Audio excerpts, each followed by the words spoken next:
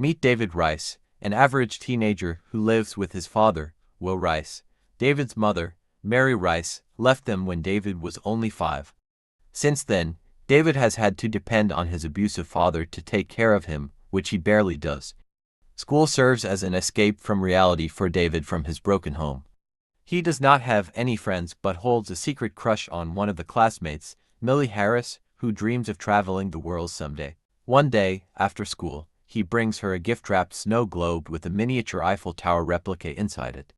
Millie loves the gift, but their joy is rudely interrupted by a school bully, Mark, who makes fun of David and calls him a dork and throws it into the middle of a frozen river.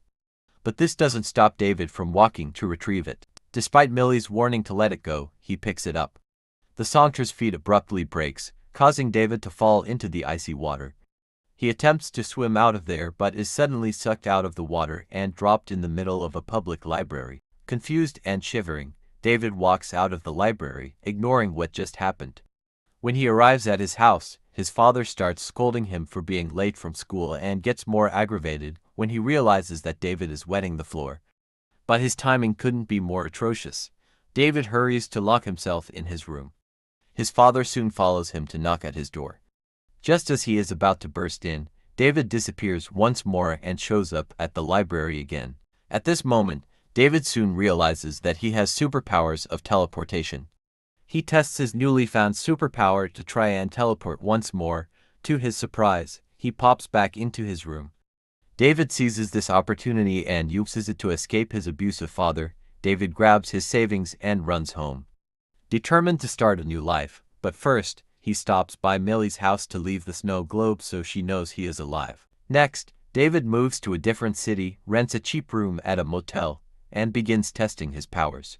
First, a few times he ends up crashing against a tree at a local park, but eventually gets the hang of it by concentrating on pictures of places he'd like to teleport to.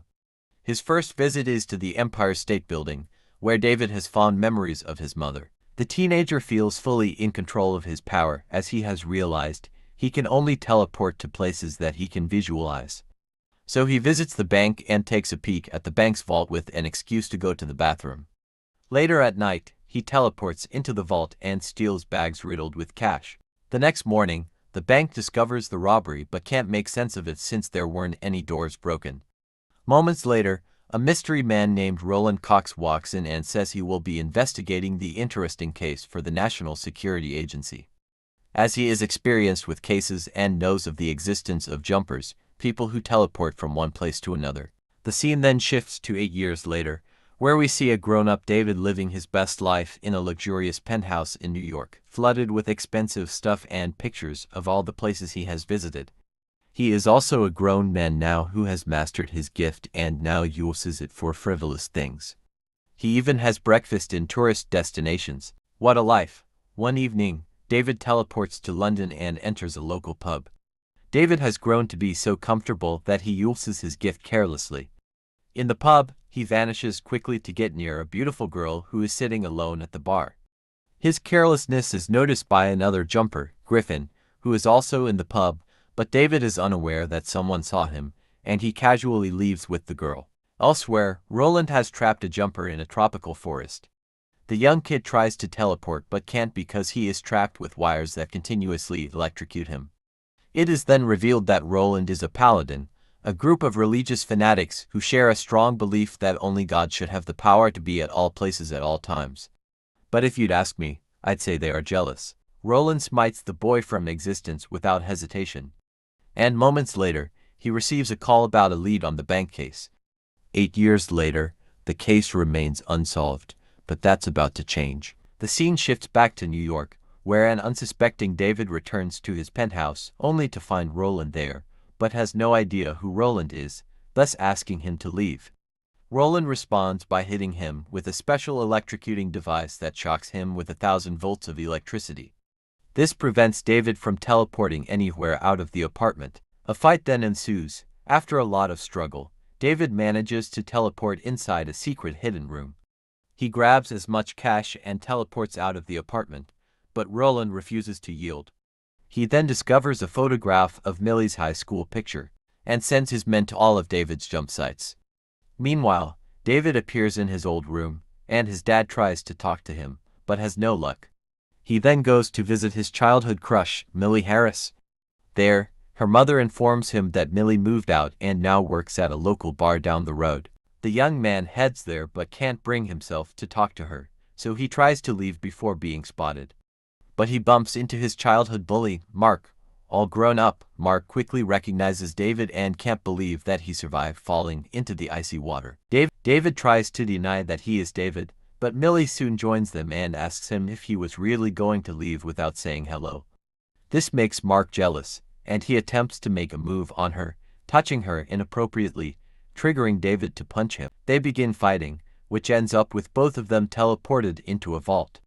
But luckily, no one saw, and David leaves him there, framing him for the bank robbery, and returns back to the bar and connects with Millie. She tells David that she had dropped her dreams of traveling the world and had to face the sad reality that not all dreams come true. David lies about being a banker, hinting that he makes a boatload of money.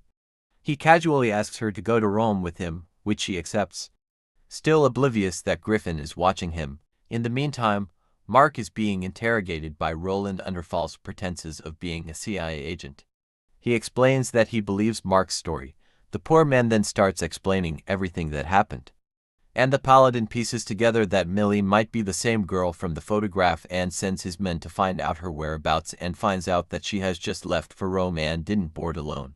A few hours later, David and Millie land in Rome and check in at a fancy hotel, and they venture outside to enjoy the beauty of the city.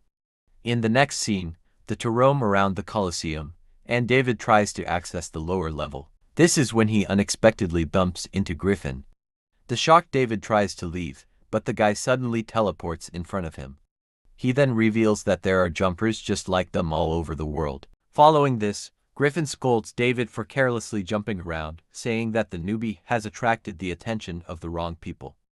Meanwhile, a group of paladins enter the Colosseum and starts chasing the boys. David is immediately shot with an electric device that leaves him motionless. But Griffin seems to have more experience with the enemy's tricks. He teleports away in seconds and quickly knocks them out one by one. When the danger momentarily subsides, he helps David regain his wits. Griffin then explains that the Paladin organization hunts jumpers like them before disappearing. Suddenly, an employee from the Colosseum shows up and notices several unconscious bodies and screams for help, prompting David to hastily jump into Griffin's jump scare, and soon pops up in a cave in the desert of Egypt. Upon seeing this, Griffin is furious and reminds him that he left his girlfriend alone.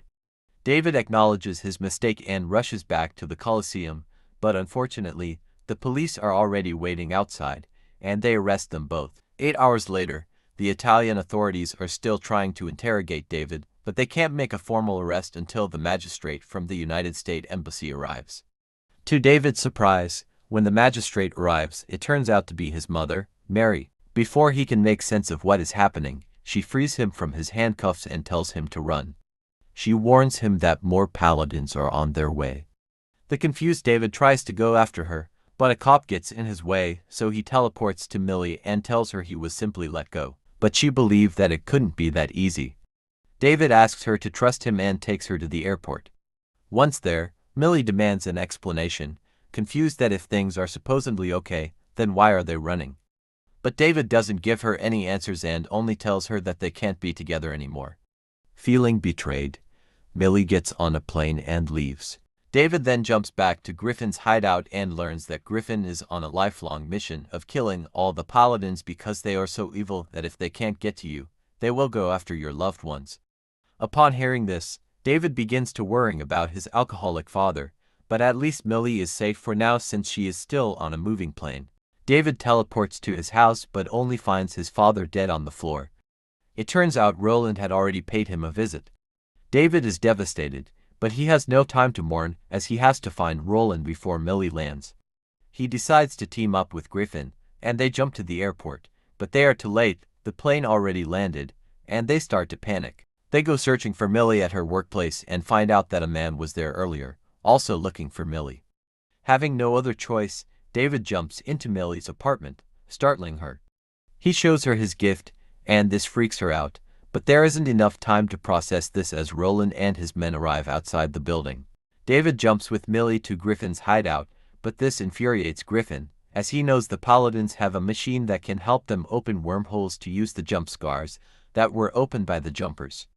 The Paladin shoots David, trapping him, but Griffin shows up with a flamethrower, chasing Roland back into Millie's apartment. Millie frees David before begging him to take her home and stay away from her. Meanwhile, Griffin and Roland fight in Millie's apartment. Griffin manages to take away their machine, but Roland manages to suck Millie back into the apartment. Griffin thinks this is the perfect opportunity for him to finally kill all the Paladins since they are all in one room. But David wants to save Millie, so that to fight over the machine until Griffin is defeated by David. He foolishly goes into the apartment, and Roland manages to trap him with his electrocuting devices. Millie confesses her love for him, and this gives David the strength he needs to teleport the whole room into a river. And Millie kisses him passionately, which gives him enough strength to teleport them into a public library. Roland doesn't yield and proceeds to attack David. He teleports him to a strange cliff in the middle of nowhere and tells him he would have killed him if he wanted, but he is not a bad guy.